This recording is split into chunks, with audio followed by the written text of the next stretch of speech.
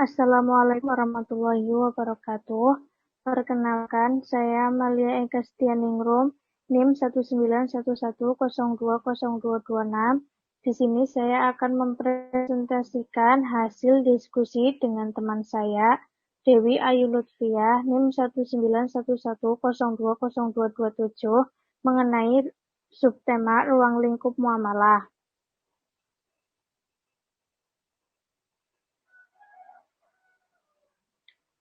Ruang lingkup muamalah.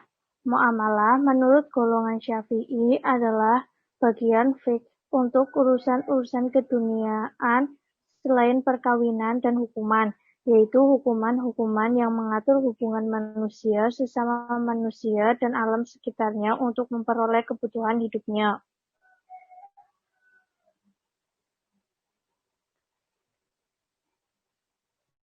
Di dalam ruang lingkupnya, fiqh muamalah dibagi menjadi dua, yaitu al-muamalah al-adabiyah dan al-muamalah al-madaniyah. Al-muamalah al-adabiyah yaitu muamalah yang ditinjau dari segi cara tukar-menukar benda yang bersumber dari panca indera manusia, yang sumber penegaknya adalah hak-hak dan kewajiban-kewajiban. Ruang lingkup fiqh muamalah yang bersifat adabiyah mencangkup beberapa hal berikut. Ini yaitu ijab kabul, saling meridhoi, tidak ada keterpaksaan dari salah satu pihak, hal dan kewajiban, kejujuran pedagang, penipuan, pemalsuan, penimbunan. Segala sesuatu yang bersumber dari indera manusia yang ada kaitannya dengan peredaran harta dalam hidup bermasyarakat. Sedangkan al-muamalah al-madiyah yaitu muamalah yang mengkaji objeknya, sehingga sebagian para ulama berpendapat bahwa muamalah madiyah adalah muamalah yang bersifat kebendaan karena objek fiqh muamalah adalah benda yang halal, haram, dan syubhat untuk diperjualbelikan. Benda-benda yang 19 memadharatkan. Benda-benda yang mendatangkan kemaslahatan bagi manusia, dan beberapa segi lainnya.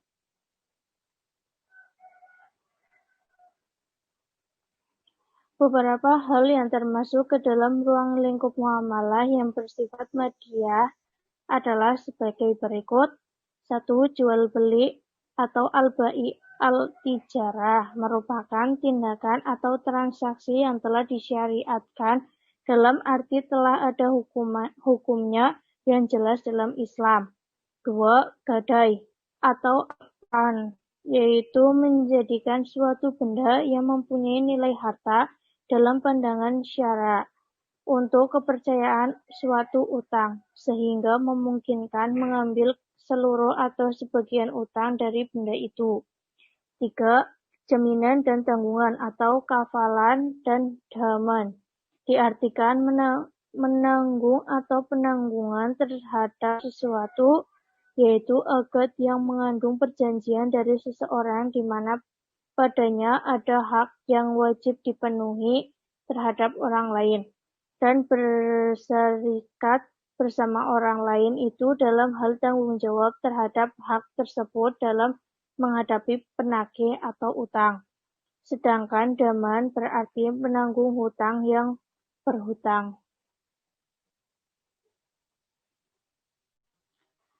Kemudian yang keempat, pemindahan hutang atau hiwalah, berarti pengalihan, pemindahan hak atau kewajiban yang dilakukan seseorang atau pihak pertama kepada pihak kedua untuk menuntut pembayaran hutang dari atau membayar hutang kepada pihak ketiga karena pihak ketiga berhutang kepada pihak pertama.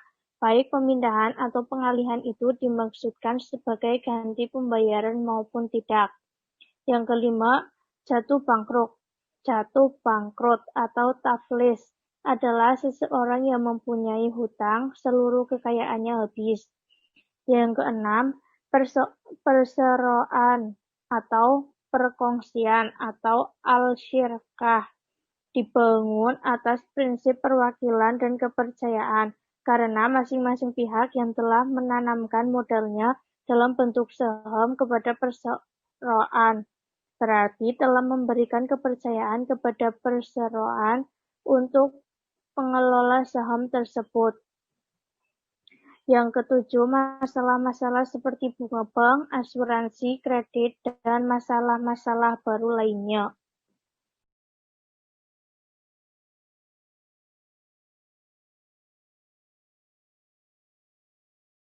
Assalamualaikum warahmatullahi wabarakatuh. Selanjutnya kami dari kelompok 11 dengan anggota yang pertama Azril Ihsan Asafaat NIM 228 dan saya sendiri Risya Rosyana NIM 229 akan menjelaskan tentang prinsip-prinsip bermuamalah. Yang pertama, arti kata prinsip dan muamalah.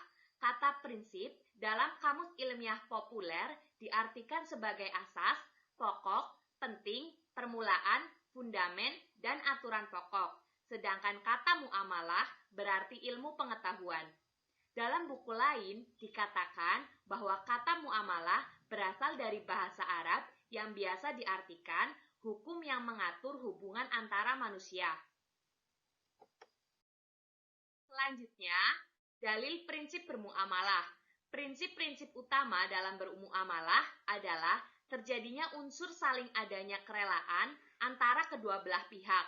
Prinsip tersebut telah dijelaskan oleh Allah Subhanahu wa taala dalam surat An-Nisa ayat 29 yang artinya, "Hai orang-orang yang beriman, janganlah kamu saling memakan harta sesamamu dengan jalan yang batil, kecuali dengan jalan perniagaan yang berlaku dengan suka sama suka di antara kamu."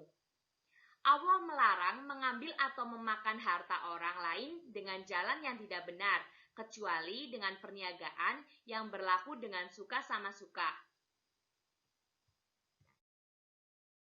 5 prinsip bermuamalah. Langsung saja, yang pertama adalah setiap transaksi pada dasarnya mengikat pihak-pihak yang melakukan transaksi itu sendiri, kecuali transaksi itu ternyata melanggar syariat. Yang kedua, butir-butir perjanjian dalam transaksi itu dirancang dan dilaksanakan oleh kedua belah pihak secara bebas tetapi penuh tanggung jawab selama tidak bertentangan dengan peraturan syariat dan adab sopan santun.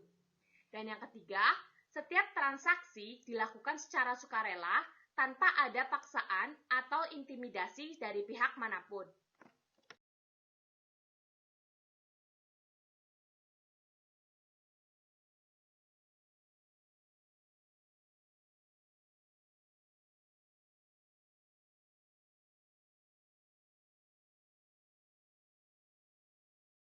Nah, yang keempat, yaitu pembuat hukum atau syar'i mewajibkan agar setiap perencanaan transaksi dan pelaksanaannya didasarkan atas niat baik, sehingga segala bentuk penipuan, kecurangan, dan penyelewengan dapat dihindari. Bagi yang tertipu atau dicurigai, diberi hak khiyar atau kebebasan memilih untuk melangsungkan atau membatalkan transaksi tersebut. Dan yang terakhir, atau yang kelima, yaitu penentuan hak yang muncul dari suatu transaksi diberikan oleh syara pada urf atau adat untuk menentukan kriteria dan batasannya. Artinya, peranan urf atau adat kebiasaan dalam bidang transaksi sangat menentukan selama syara tidak menentukan lain. Jadi, kesimpulannya, dari 5 prinsip-prinsip itu dilakukan secara bebas, bertanggung jawab, dan atas kemauan kedua belah pihak tanpa adanya paksaan yang didasari atas niat baik dan kejujuran agar pada setiap prosesi transaksi tidak merugikan salah satu atau kedua belah pihak atau hanya menguntungkan salah satu pihak saja.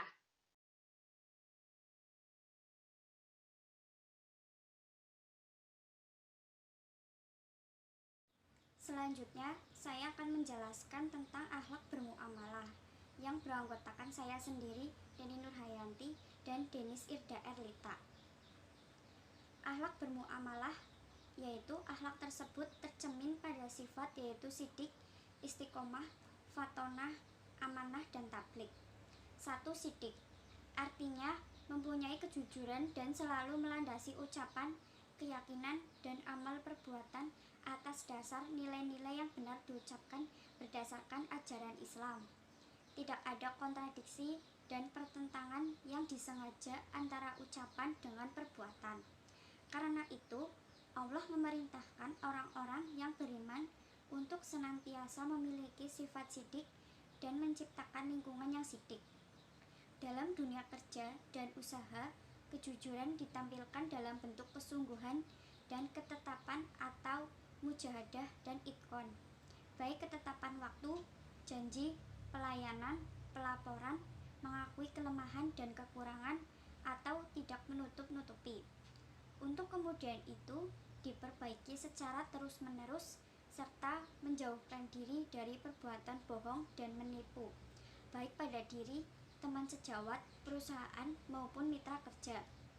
Dalam sebuah hadis Rasulullah SAW bersabda, "Hendaklah kalian jujur atau benar, karena kejujuran itu mengantarkan kepada kebaikan, dan kebaikan akan mengantarkan ke dalam surga." Seseorang yang selalu berusaha untuk jujur akan dicatat oleh Allah sebagai orang yang jujur, dan jauhilah oleh kamu sekalian kizab atau dusta, karena dusta itu akan mengantarkan pada kejahatan, dan kejahatan akan mengantarkan ke dalam surga. Seseorang yang selalu berusaha berdusta akan dicatat oleh Allah sebagai seorang pendusta. Hadis riwayat Bukhari. Istiqomah, yaitu mempunyai arti konsisten dalam iman dan nilai-nilai yang baik meskipun menghadapi berbagai godaan dan tantangan. Istiqomah dalam kebaikan ditampilkan dalam keteguhan dan kesabaran serta keuletan sehingga menghasilkan sesuatu yang optimal. Istiqomah merupakan hasil dari suatu proses yang dilakukan secara terus-menerus. Misalnya, interaksi yang kuat dengan Allah dalam bentuk sholat, zikir, membaca Al-Quran, dan lainnya. Proses ini menumbuh kembangkan suatu sistem yang memungkinkan kebaikan, kejujuran, dan keterbukaan teraplikasikan dengan baik. Sebaliknya, keburukan dan ketidakjujuran akan tereduksi dan ternafikan secara nyata. Orang dan lembaga yang istiqomah dalam kebaikan akan mendapatkan ketenangan dan sekaligus mendapatkan solusi dari jalan keluar dari segala persoalan yang ada. 3. Fatonah, yaitu mempunyai arti mengerti, memahami, dan menghayati serta mendalami segala yang menjadi tugas dan kewajibannya.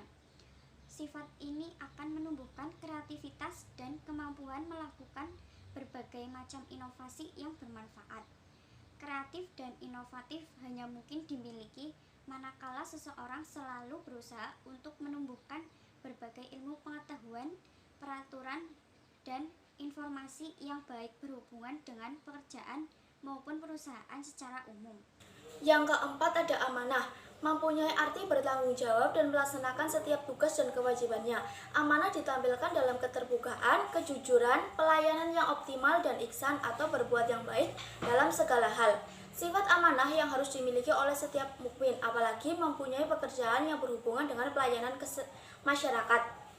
Dalam sebuah hadis yang dikemukakan, Rasulullah SAW bersabda bahwa amanah itu akan menarik rezeki, sebaliknya khianat akan mengakibatkan kekafiran.